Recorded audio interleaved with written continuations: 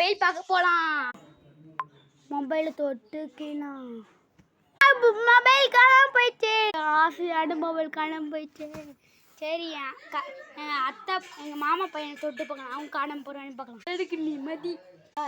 ஐயோ அவனும் மறைச்சு போயிட்டான். ஐயோ சரி பாப்பா எங்கள் பாப்பா இது பண்ணலாம். எல்லாம் காணாம போது எண்ணெய் தொட்டு பார்க்கலாம். ஸ்கூல் புக்கு தொட்டு பார்க்கலாம்.